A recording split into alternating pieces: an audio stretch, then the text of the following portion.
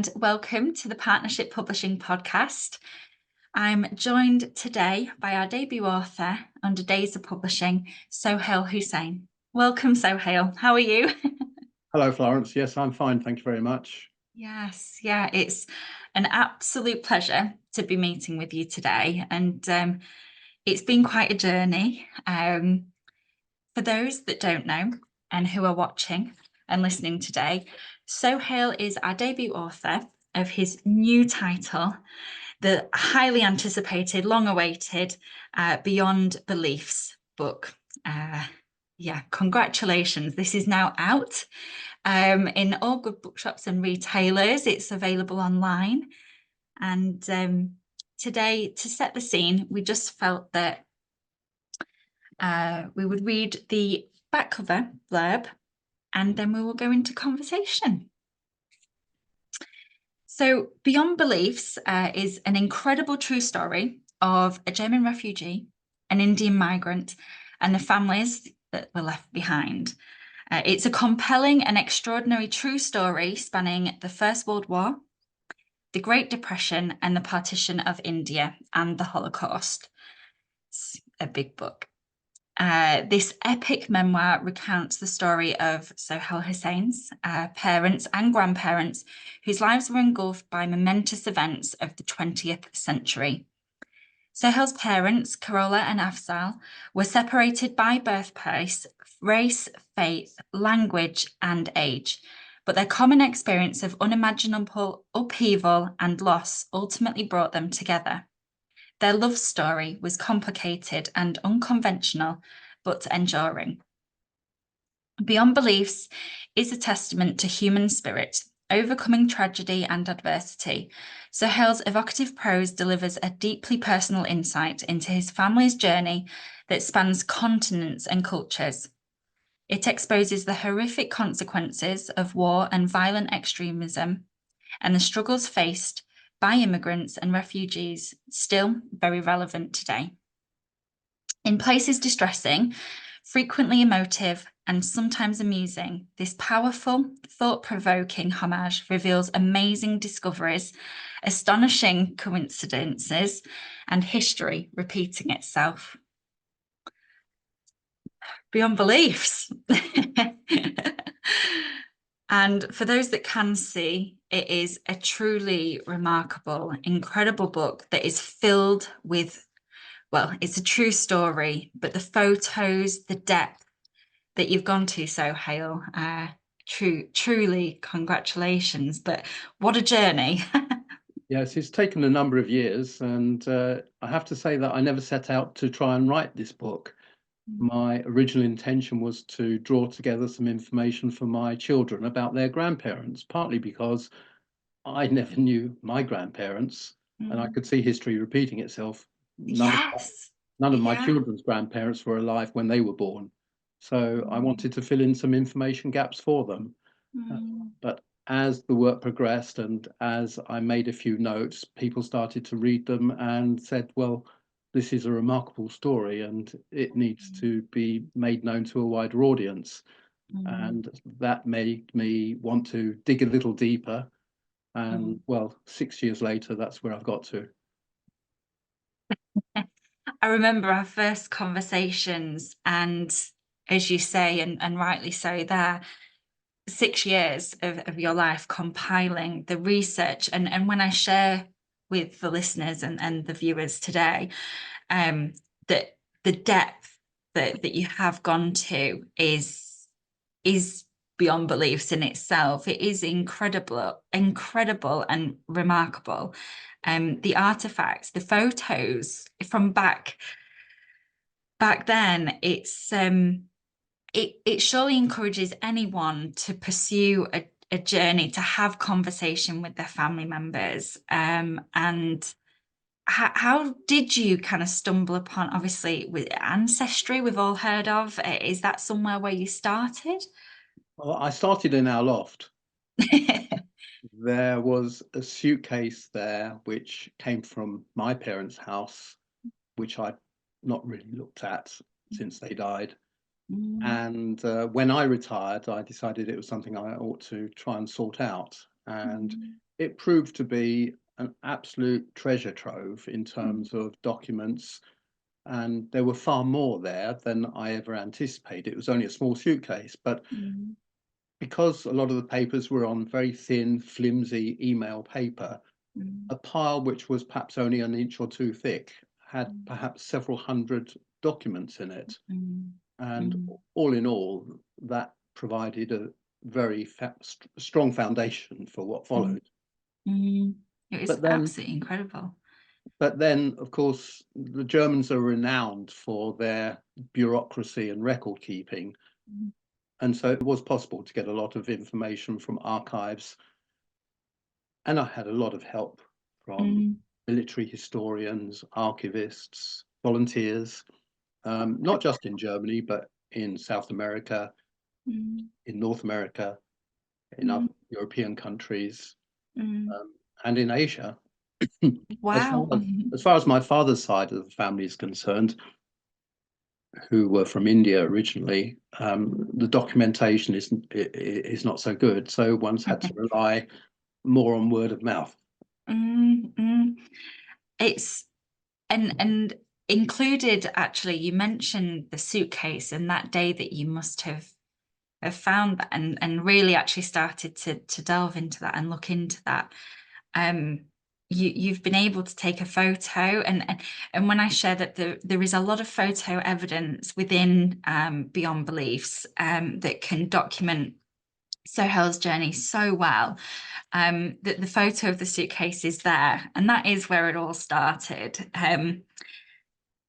When you started to really realize that the volume, I'm not wanting to give anything away to the readers so much, but there was naturally some themes that became quite organically uncovered. Um, Perhaps if you felt inclined, maybe expand on the themes a little more, or what could be seen as so beyond beliefs, because this book is receiving 5-star reviews already, and every review is saying it is extraordinary, it is beyond belief. So maybe we can share a few moments without giving too much away. Well, I think one of the interesting parts of the story is how my father, who was born in India, came to London in 1935. And it was to find his father that he left India. Because his father, when he was 18 months old, left India and went to South America for reasons that remain a mystery. My father, when he became a teenager, wanted to find him.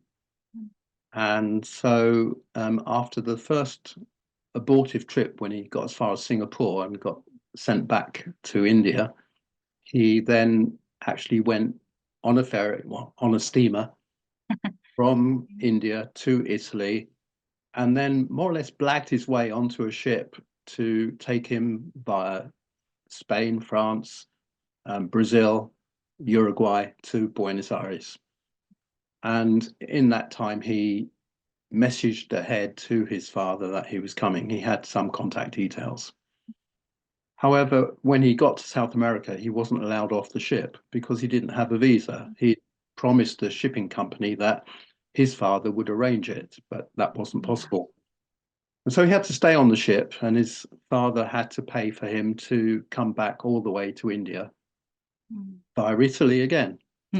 But when he got to Italy, he managed to persuade the shipping company again to do something different and to change his ticket from India to UK. And that was how he found his way to London. Wow. But there It's there are amazing. many other stories like that embedded in the overall picture. There really is. And for the time that how your father met your mother and what your mother's story was and how, I mean, there are so many, like you say, themes that I think what I would like to highlight is the contribution that has been made to the story by other people, yeah. because in the course of my research, I traced three people, and one person traced me, who have really enriched the story because they knew my parents when they were very young. And one person in particular had wondered for 80 years what had happened to my mother. Wow. And she, for various reasons, was able to trace me in 2019.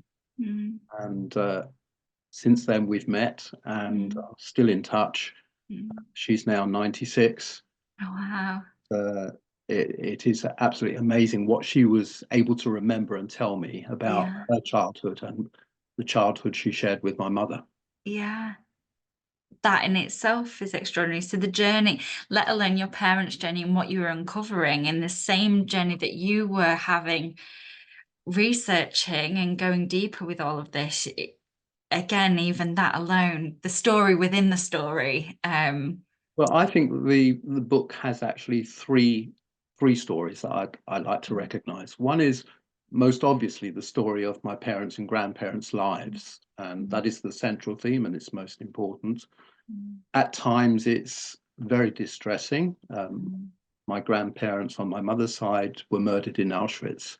But there are some very entertaining, amusing, and uplifting parts to the story about human resilience and survival.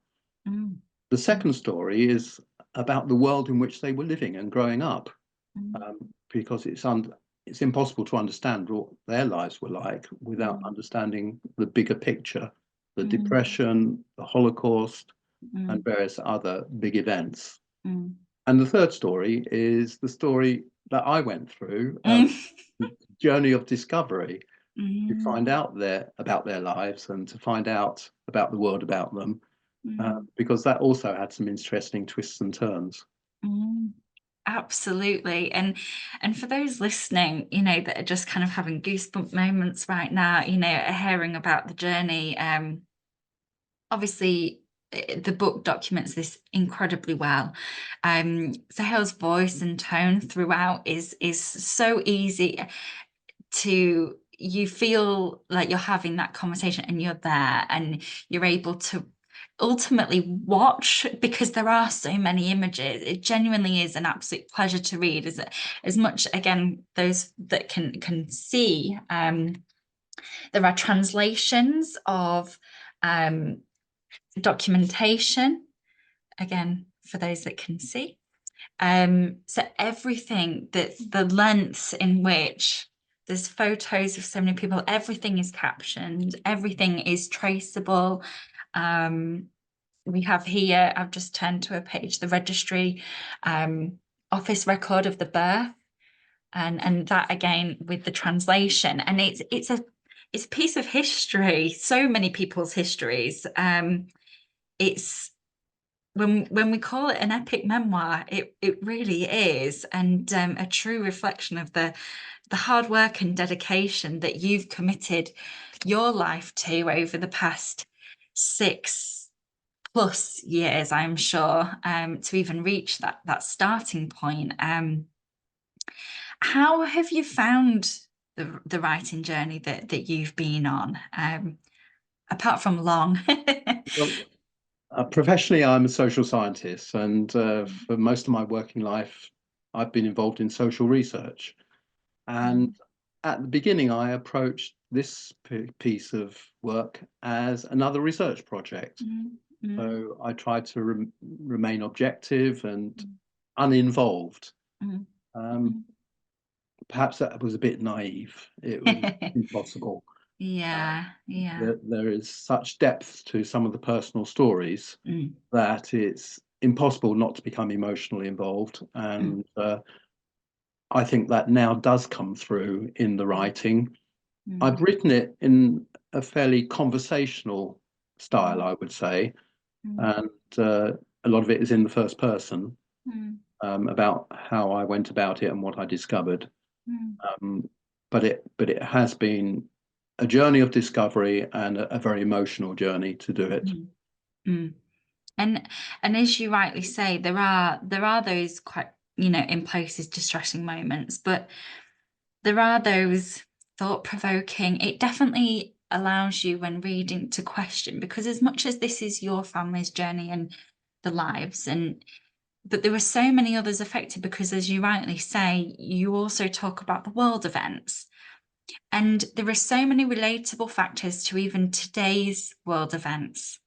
And you mentioned about history repeating itself, and it's quite a poignant moment actually within the books that there is correlation, and things probably, no matter whose opinion, we want peace, and everybody should live in peace.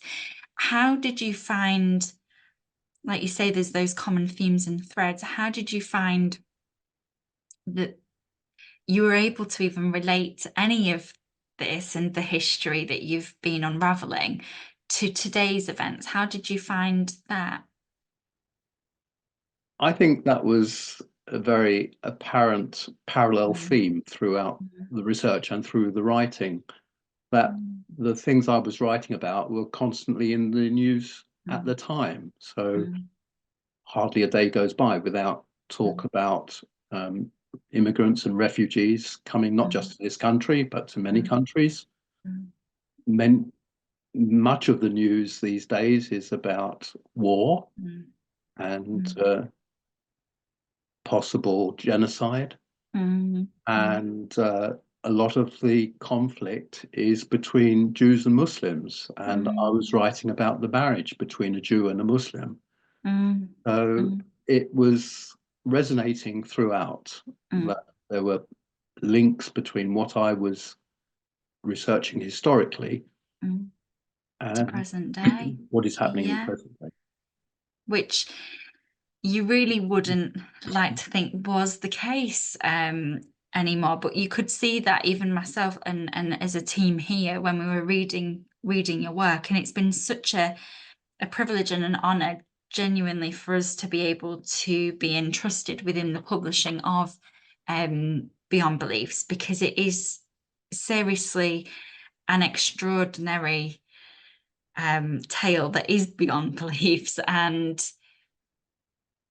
for us to be able to share this story with the world and enable so many people from all over the world, because it does touch so many, because it is a worldwide book. Your family is worldwide, and genuinely, naturally, there's been a lot of interest all over the world.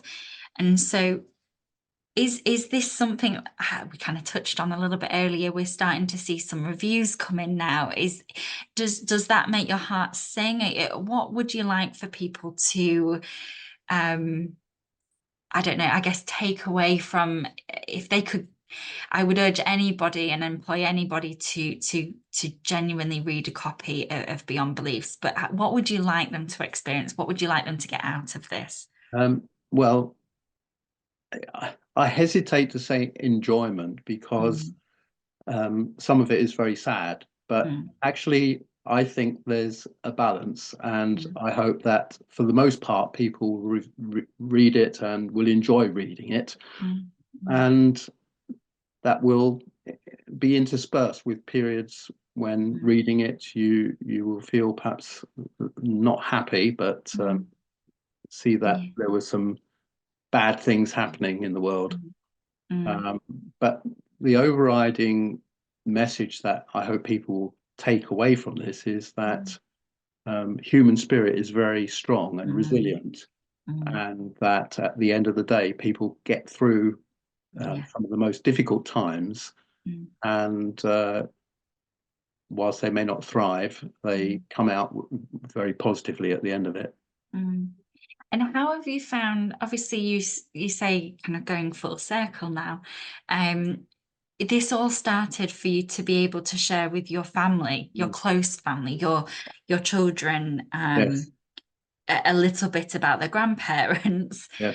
How do they feel? How have they kind of appreciated, understood, enjoyed? Like we say, we use the term loosely, enjoyed, but how have they found that emotional connection now with their grandparents? I think it has made their grandparents real.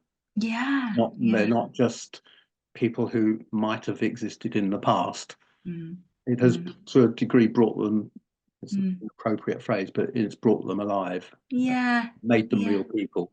Yeah. And obviously they've learnt a lot, which is a common response from people who have read the book. They often say, I've learnt a lot about the history that is documented there, brought it alive. Yes, that's quite a poignant moment there, actually. And the thought that, yes, actually, as a reader, if you are interested in historical events, natural events, but also people and their journeys, this book is definitely definitely for you. Naturally, Sohail, you are available for talks, book events, signings you've already had, even through the discovery journey and process of research, been called upon to deliver some talks and some book events or writing-led events or historic events and talks. This is something that you would obviously like to continue moving forward now that the book is complete. How, for those listening, it obviously, please do share maybe a little bit about how you would like to kind of engage with people and be able to speak about this. Well, I would very much welcome feedback from people who do get to read the book, would like to understand their feelings and responses, comments generally, criticisms. Yeah. As I'm sure there are mistakes in it, it's impossible to write something of this type without having to make some assumptions and perhaps some miscalculations. But I'm very happy to attend events and to talk about any aspect of it, whether it's the family, the research, or to do readings, because there are, I think, sections which stand alone as very interesting readings and tell a story in themselves. Yeah, I think that's so special. And naturally, as your publishers, if people wanted to contact yourself to really either, I would again urge anybody to reach out, regardless, connect with Sohail. The storytelling is immense. So any opportunity in which we can provide that, that is our purpose in all of this, and share beyond beliefs with the world ultimately. So if you would like to contact Sohail or ourselves, please do. There will be notes in the caption of this video and the audio podcast. Sohail's direct email address is beyond_beliefs. Just make sure I get that right. beyond_beliefs@outlook.com. And as always, you can contact ourselves through our website, partnershippublishing.co.uk, or through any social media channel. And it's the same with Sohail. He's on social media too. We were actually having a conversation just before this, and there's so many relevant TV programs, radio interviews happening at the moment that bring everything full circle to Beyond Belief. So Sohail's social media channels are going to be very interesting to watch how they progress and develop as well. But please, if you are interested in anything that you have heard today, please do purchase a copy of Beyond Beliefs and find out the true epic memoir and the extraordinary tale for yourself and discover this journey. Thank you so much for joining us today, Sohail. Was there any maybe last words or anything else that you'd like to share? Or No, I'm very pleased with the end result, and I hope people can get to read it. Yeah, we do too. So thank you ever so much. And I'm confident that we will be able to speak again soon. I'll say take care and bye for now. Thank you. Bye-bye.